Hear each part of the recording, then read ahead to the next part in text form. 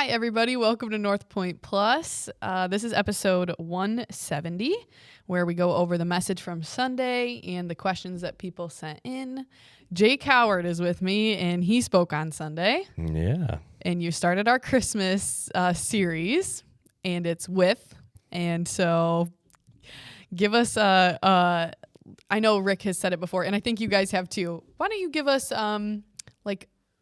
the background about with? The background about with? Yeah, who decided it? What was the main goal? All that, because we do Christmas right all the time, like every year. Yeah, Easter too. Yes, and it's one of those things where people are like, "Yeah, we know the story. Yeah. So how are you making it different? What's we what's wouldn't do that. We would not make the story any different. We don't want to change it. Oh, how you presentation present style. it. Gotcha. Thank That's you a little for the little clarification. Different. Okay, just making sure we're not that kind of church. So there you go. No. We started talking usually sometime in the summer. We start brainstorming ideas. We actually do a Christmas planning meeting. It's one of the special meetings that we do. And just kind of talked about the idea of, hey, what's the thing that sticks out about Christmas for everybody? And there's everything from lights to presents to traditions and all that. But one of the things that we really landed on was that idea of Emmanuel, God with us. And it was that idea of with that really just kind of stuck with us. And so we decided just to, make it easy and just use one word and go with. Go with. So... yeah, you've never seen a Christmas series there. It's not like, the star or the child. It's with. So, yeah. It's interesting, but it's good. That's what pulls people in. It's like, what the heck are they going to do here? Yeah. Come find out. It's one of those things that people are going to be like, wow, that's really cool. We should do that. Or people are going to be like, wow, that was a horrible idea. No church should ever do a series called With again. But I actually really like it. I think it's a fun idea. So yeah. And so you're the start of the series. So can you give a quick recap of your message? Yeah, we just talked about the idea of Mary with God. And so we talked about Gabriel showing up and letting Mary know that she's going to be the mother of the Savior. She's going to be Jesus' mom. And just kind of her reaction and what would have been going on there and how, choosing Mary and coming up in Galilee, in Nazareth, in this juxtaposition that goes on with John the Baptist being born just beforehand, and the birth stories between her and Elizabeth, and how there's these similarities but differences, and just the humility of God coming with us in such a manner that wasn't like royalty or this human pomp and circumstance, but really just trying to meet people where they're at. And then Mary having this idea of showing that God is with her in all of this. And even in Gabriel talking to her time and time again, he points out all the different ways that God is actually with her. And then Mary has the decision at the very end of the conversation to decide that Mary is with God. It's not just God being with her, but she's committing and saying, you know what, hey, I'm in. Your plan, your way, God. I'm your servant. I want to be a part of this. I'm with God kind of thing. Mm-hmm. I like that because you also really emphasize the fact that she was like a teenager. And it's wild to me. It's so easy to get lost because you see in live action movies, it's like this 20 or 30-year-old woman, and it's like, no, not at all. Mary and Joe were not that old. Joe might have been a little older, that's culturally and all that. But no, we're talking about somebody who's 13, 15, 16, somewhere in that area probably. If I had to guess, she's probably 15 or 16 years old. You know what I mean? It's not a lot of life experience that's going on. But seems so mature with what she says. Yeah, different culture too. I mean, think about all the way back to where in Jewish culture, when adulthood kicks in, for a boy and a girl, your bar mitzvah and bat mitzvah, that all happen at young teenage years, and in our culture, we have delayed adolescence. You're not an adult until you're 18. And so we have all these things, even with how we do schooling and stuff like that, that delays that. And part of that comes from the idea that people are living a whole lot longer than they were, a couple thousand years ago and everything. So realistically, in some ways, her being 16 is the equivalent of being in your mid-20s or, late 20s or so in some ways as far as lifespan goes. But we also recognize cognitively and developmentally, we know the science behind that too, to think this is still a teenager. Your brain isn't fully developed until you're 22 or 23 years old anyway. So I think there's a piece there that's just all interesting. I also think there's probably some family pieces with her. We don't know anything about Mary's parents other than just the heritage that's there. But you got to think it's a heavy influence, especially in this time period, in this culture, for who Mary actually is, the community that she's a part of, her family life, all of that. They kind of make her who she is too. So yeah, I actually saw something online recently, and it was funny that like we're just talking about Mary and Elizabeth, and it was more just about how two women, very different stories, very different stories, but also very important stories and important children they're bringing into this world. Yeah. And just how like they weren't in competition with each other, like they were family, they loved each other, and I just think that's so cool. And did you say like, did they ever say how old Elizabeth was? Like, or like, we have an idea. I cannot remember off the top of my head. I know It doesn't say in this particular passage, but I think you see it later on. That she's been trying for a while, so she's older. Yeah. So I think she would be at like the end of her childbearing age, if not even. Right, like still miracle kind of. Oh yeah, for sure. A deal, and so like just it's really cool that, and just how excited they are for each other. I don't know. I just thought that was cute because I was like, yeah. I think in today's day and age, sometimes it can get a little like competitive with things, especially with social media, posting, better pictures and what you're out doing and whatever. So I just thought that was cool. I was like, oh, that's I've always kind of pictured it as a little bit of a mentor-mentee relationship, even though they're both having their first kid. Elizabeth's got so much life experience and pain that's come along with this in her life, and what she's known, and her world's going to get flipped upside down. So is Mary's in a very different way. But they have each other. Like, I think that's the whole point. Gabriel's pointing this out there. And we're going to talk about that in this series a little bit more, Mary and Elizabeth, but they have each other. They are with one another. What does that actually look like in that relationship? Yeah. It's a really cool dynamic. Yeah. And I guess along those lines of just, this is a miracle, like both miracle situations, but with how open Mary was and how like right away she's like, yep. Like, okay, I'm in, I think is what you said. You were just like, bottom line, she just said, yeah, I'm in. Yeah, I'm in. Yeah. But you also talked about like different people in the Bible who are making excuses. And, you said Moses because he said he had the stutter. Yeah. And like Gideon was like, I wanted signs first. Jonah ran away. And it was funny when you said that because later, like Sunday night when I was reading my Bible, it had all those same examples, but it was for how God uses small things. Like, I don't know, it paired so well with that because you're saying they were making excuses like, I can't do this. And God's like, here, I'm going to give you the tools to do this. And they're small, like unseeming things. Like Moses had his staff, David and Goliath, he just had a stone. Right. All these things where I'm like, again, it goes along with just God uses things that we would never think of in the plan that we just are hopefully just going along with and like not trying to figure out. It's not on us. Right? Like that's the founding piece of Emmanuel is it is God with us. Like it's not about my strength or my abilities or my talents or my skill sets that allows me to be used by God. No, it's God actually using me in spite of all my brokenness, of all my past, of all my mistakes, of all my incompetencies. That he uses that because it just shows how good God is.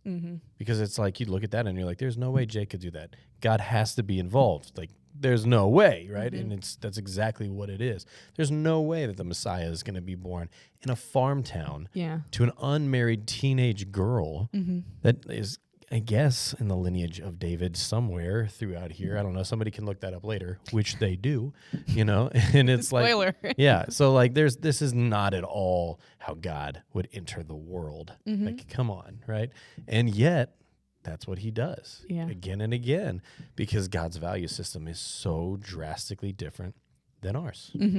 And something else that you said, and I might have just written it down wrong, so correct me if I'm wrong, but being with God, like you said, it isn't the easiest, the safest. It's like not the obvious choice, but it's what's best. Yeah. It leads to truth in life. Yeah. Choosing God's way. Doesn't make it easy, doesn't make it convenient, doesn't make it comfortable. It just makes it true. It's truth in life because it's real. It's what you get. Everything else is a fabrication when you try to do that in anything other than God's way. That's what Satan feeds off of, right? Yeah. He just tries to distort the truth. Yeah. Make it look and feel that way when it's not. Yeah. It takes me back to when Tim Chanter was talking about just like the little, where it's like a half truth or it's like, it's just twisted or it's just like a little thought that comes into your head where it's just like, man, it's a good tactic because people are like, oh, really makes you think about it. And like, unless you're diving into the word and you know, knowing God's promises and truth, like how are you going to combat that? Yeah, I've always thought, and I've started talking a little more recently about the idea that I don't think Satan tries to get us to go the opposite direction of God. He tries to get us to go to the adjacent direction of God, the adjacent of truth. So it's not that Satan's trying to say like, oh, this is absolutely true, I'm just going to get you to believe the lie. No, what he's ultimately trying to do is he's trying to get you to be just to the side of the truth, because as you keep on going, your trajectory is eventually going to get you far away from where the truth is. I don't have to start out by making you go that way from the truth. I just need you to go off to the side of it. And then as time goes on and we keep traveling, the separation is going to occur naturally, kind of thing. And I think that's what you see again and again with Satan. You saw it in the Garden of Gethsemane. Did God really say this? You can't eat of any tree? No, that's not at all what God said, right? And that should have been Eve's response. And, Eve's kind of messing around with him, and she's taking the bait a little bit there. Yeah. Satan just tries to take you to the adjacent. And so I guess the question that I have going along with, like, we're being with God and wanting to be all in on his plan. So when you have something that you want or that you're praying for, and it's not happening, but you're still like, okay, like I'm still like, God, I'm still with you, then I guess it's just not time. Where's a line? Like, is there a line that you start to cross? Like, what's something to look for? Because I think, like, we can all say, for the most part, God's plan is like what's best. And that's what I want. I want to be on that team. I want to be all in. But maybe you're not getting like clear answers to a prayer, and you're really wanting one thing and it's just not working out. So is there like a line that you have to be careful of? Do you know, like, does that make sense? Like, of wanting like what you want versus. Sure. Yeah. And I think it's important to recognize it's not bad to want. It's not bad to ask God. I think of the Garden of Gethsemane is probably like the best way to view that. Jesus in his humanity prayed, God, take this cup away from me. And I think that cup is twofold. And you can, like, scholars will debate it back and forth. I think the answer is both. I think there is a sin aspect. Jesus is like, I don't want to bear this sin. Like, I'm perfect. And I think the other part is he had a gruesome death. Like the humiliation, the beatings, the suffering, the actual death that he had to occur. And he's asking God, hey, take this away from me. But ultimately, Father, I'm with you. Whatever your will be done, and I think that's the right posture. Jesus showed us perfectly what it is. God, this is my desires. This is where I'm at. Bible talks about let your request be made known. And Jesus did that in the garden as well. And I think it's okay for us to do that. But it comes down to sitting at the posture of recognizing, God, here's my heart, here's my desire, but my trust is still in you. Because I recognize that I am finite and you are infinite. So like, so much more than I do. Your goodness is so much greater than mine. Your wisdom is vastly superior to mine. So I trust so much more that what you know is best, what you know is better. I always think of the analogies with kids and things like that with God the Father. Like, your kids can ask you, hey, Dad, can I have whatever for breakfast? Can I have some candy or something like that? We have advent calendars at our house, and they're like immediately like, where's my chocolate advent calendar? I'm like, yeah, happy birthday, Jesus, have some milk chocolate, right? Like every morning. And there's times where, like, I'm not going to do that all the time. Like, it's not going to be July and they're like, can I have a Snickers for breakfast? I'm going to say no. This is a special time, and we let them be able to do it. And I think there's some ways God relates to us in that aspect. My kids don't always understand when I tell them no. Why? I'm smarter than them. I have more life experience than them. I have more power and influence and understanding than they do. It's my job to help guide them along that way. They have to learn to just be able to trust me. And the more that they trust me over time, their understanding does grow, because they begin to see the world as the way that I see the world. And I think that happens as we trust God. It changes how we see the world. And so we're able to trust a little bit more. It changes our perception and even our desires over time. But there are times that we won't always get the answer.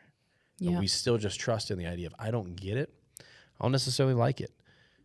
But it's not about the circumstance. It's about God. And I do trust God in this. And maybe this kind of goes off of that, but what do you tell people maybe that are in the waiting?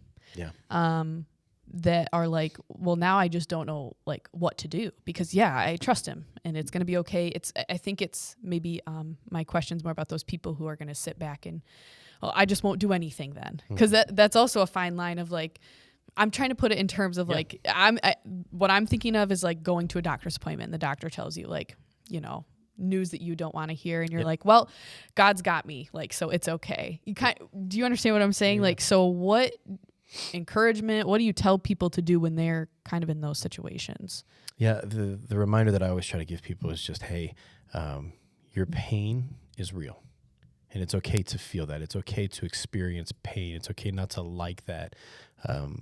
You're not wrong in feeling that. God is not mocked or angry or upset when you voice frustrations or pain.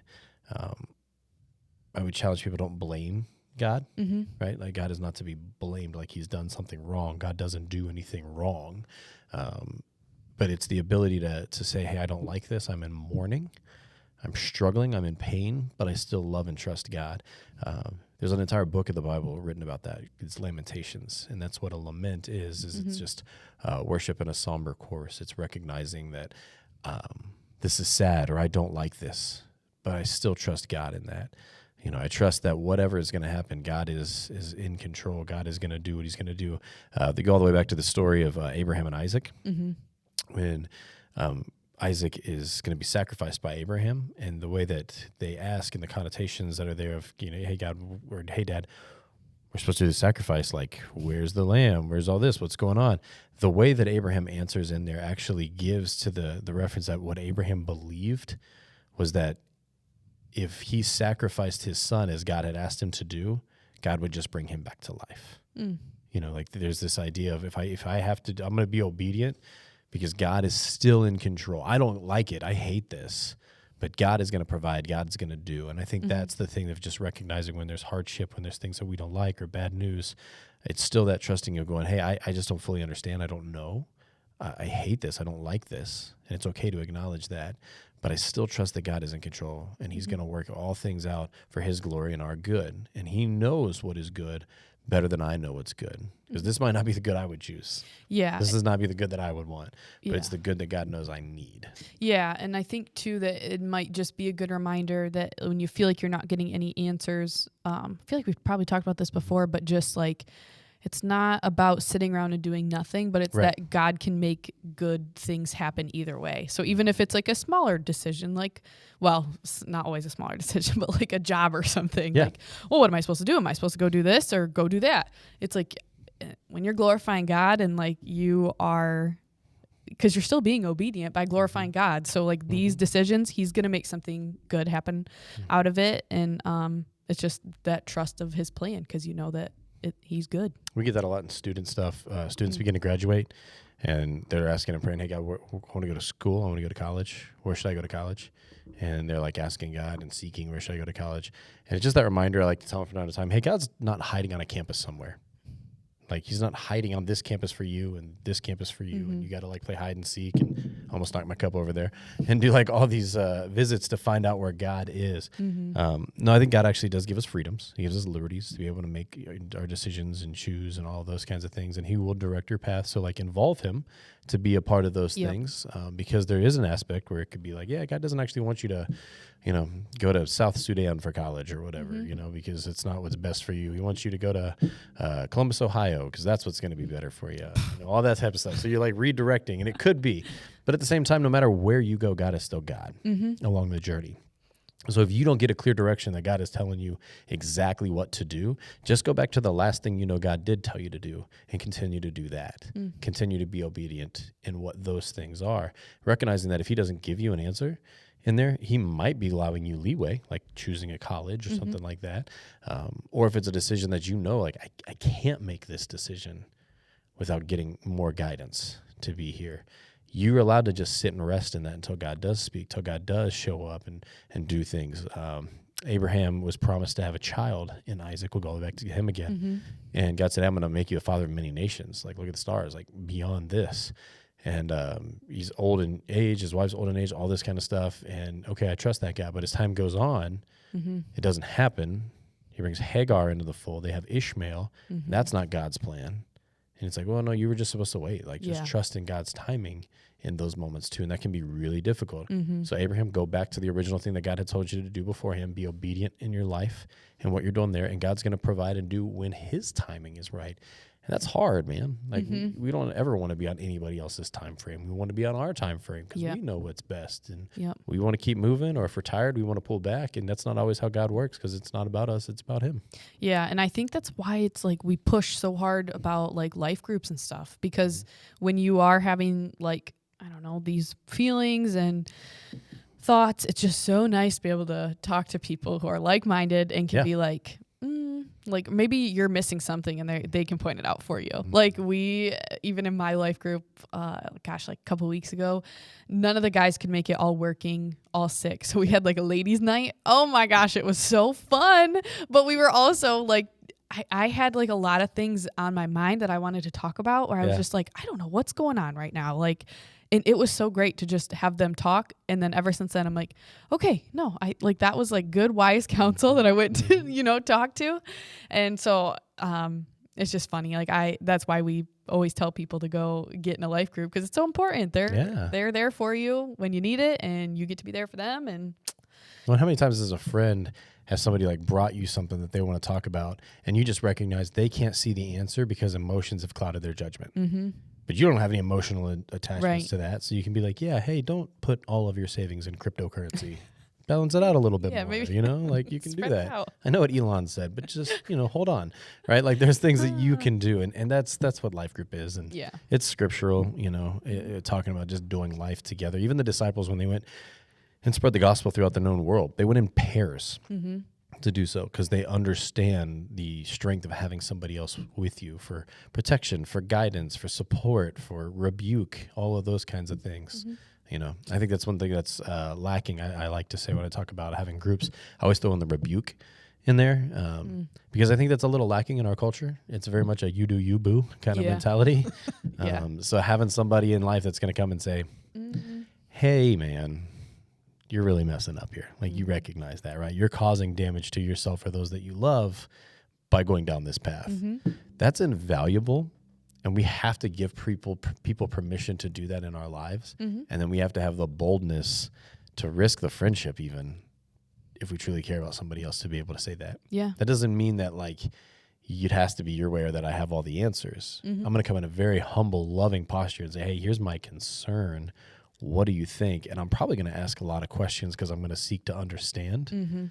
But like we need that in our life. We need people who are willing to do that. Yeah. And like it's nice too, because I know like when I ask if I have to ask them like a question, I know they're going to come prepared. They're not just going to throw out like, you should just do this. And it's like, they don't do that. Like they're going to think about it, pray about it, like, and send out encouraging texts throughout the week or something and let me know that they're thinking about me. Like, I don't know. That's just plug in our life groups there because they really are great. They are, yeah. But yeah, so this is going to be a fun start to the Christmas season. I like it. What's your favorite Christmas carol? I didn't hear you shout out the other day. Yeah, thank goodness I didn't. You called out that one guy. You're like, start singing it for me. I was like, I would be just It'd have been great if he did. If he just stood up and started like Ave Maria right there. That'd have been awesome. That would have been good. You know what I was going to yell out? I told my husband, Jacob, I was like, we should say Christmas trap music, party house music, the Christmas remixes. But good. We did get a Dominic the Donkey, so that was fun. I was curious, and we got one, so that was good. I do like the pentatonics music, though. It's funny because my dad and my husband, they hate pentatonics music, and so you said that and got some eye rolls. What's up with the haterade? Why are they getting on the beatboxers? I even think my dad saw the pentatonics like in a concert once, but it was like a work anyway. Yeah, I'm like, I don't know what your deal is because I think they're great. Yeah, but he plays an instrument, so maybe that's it. Yeah, right there. He's like, quit faking. He can't beatbox, so he's faking like, it. Yeah, that's not a real drum. That. Yeah. Well, so we have the light show coming up. Yeah, that's what we have. Well, and Christmas Eve services 3, 4:30, and 6. Nice. Yep. Yeah. Locked up there. You got it ready to go. But yeah, so do you have anything fun to tell us about the light show? When is it again? A full week before? Yeah, so it starts, I'm going to try and see if I can pull my calendar up here. And I'm going to keep talking for a second while I delay to get to that button because it's giving me. Oh, I can delay because you're wearing some Northpointe merch right now. I am. Where can you find Northpointe merch, Jake? In the swag corner there, the connect corner. corner. Hit the little turnaround kiosk. Grab your hats, scan that QR code, and make the magic happen, man. Or shirts. Yeah. Or the Not a Stanley mugs or stickers or any of that kind of stuff. We'll get more stuff eventually in there too as we go through. We're making them collector's items. I don't want to make the same item twice. There you go. I like that. So back to the light show starts on the 19th all the way through the 23rd. And then we won't have it on the 24th with Christmas Eve, obviously. But 6 o'clock to 8 o'clock, we've done it last year. It was just the drive-through piece to be able to come through all of the lights that are on the trees and on the building. And then we've got a few displays that as you come through, just kind of tells the Christmas story. If you have little kids, it's really, really fun for them just to sit on your lap and then you can kind of talk through like, oh, hey, here's the shepherds. Here are the angels. What did the angels say? And like talk through that piece of it. And then you turn your radio on and we'll be telling the Christmas story as well in there. So it's a cool thing. It's a cool thing to invite friends to. Come be a part. Everybody likes looking at pretty Christmas lights. Zero cost. Come through as many times as you want. We are collecting candy canes. I was going to say the box is looking kind of full. I was like, okay, people are bringing some candy we're getting canes. there. We're getting there. Let's get some more. We need a lot of candy canes. 3,000 candy canes is a ton of candy canes. And it's our goal. Like the reason we're doing it and asking is we want people to partner and have some ownership and a piece of this. And we want to do the big candy canes, not just the little candy canes. We will do the little candy canes if necessary, but we are a big candy cane kind of church. Yeah. And that's what we want to give out good gifts to the community and all that. So check that out. It's on Facebook. It's on the app. It's on the website. There's even a little tab if you go on the website and look for Christmas Eve on the light show to be a part of that. But invite your friends, invite your coworkers, invite your neighbors, invite your sworn enemy, whoever it may be. Tell them to come along and check it out. It'll be great. And then the Christmas Eve services should be a lot of fun. We'll do the candlelight again. Which is always beautiful and fun to watch at Cascade. Incredible music to be a part of it. Rick and I are actually going to tag team the service, so that should be a lot of fun. But those are the things we got working right now. Nice. And then on top of that, because Christmas, needs more things on people's plates than December already. But this is a really important one, and I know you're going to love this, obviously. It's us partnering with Missions of Hope International. And being able to take that. We will do the Christmas Eve service offerings, and it'll go towards that. But we're also collecting in the meantime because you want to see your dollar get stretched to make a difference. It goes with Mohi. You've gotten to see it firsthand what it really makes a difference down there. And knowing that we're the only church that supports that school, and that church down there, like nobody else, a lot of times all their other ones have other churches that they partner with, and we're the only one, is a really cool, unique thing for us to make an actually massive change. So I would say, they're so thankful. They're incredible. It was crazy. We just thought we were going to show up and do a VBS and just hang out. No, they were all over us. They loved talking with us, wanted to know about us. High energy, excited. Yeah. Oh, man. Yeah. It's an incredible place. So you want to make a difference, and you're looking, especially with taxes, trying to put in a year-end giving kind of stuff, obviously support your local Northpointe community church, but at the same time too, like Mohi's a really good opportunity to do that. So a lot of churches, I don't know if Rick will talk about this or not, so I'll just say it. I know a lot of times it's not uncommon for churches to talk about things like taking gifts on and stuff like that. In December to be a good month for that kind of thing. It actually puts us more at financial risk, not that we're at financial risk, but like the fact that we take in to give to somebody else in December is not a common thing. That's not what a lot of churches do. But we recognize, once again, we want to be obedient to what God has called, and we really value our missionaries all over the world to do some incredible stuff. So it's a cool thing. Encourage you guys to support that, be a part of that. Sweet. All right. Well, thank you, Jake. Thanks. Yeah. And thanks everybody for watching. Like, share, subscribe, all that good stuff, and we'll see you on Sunday.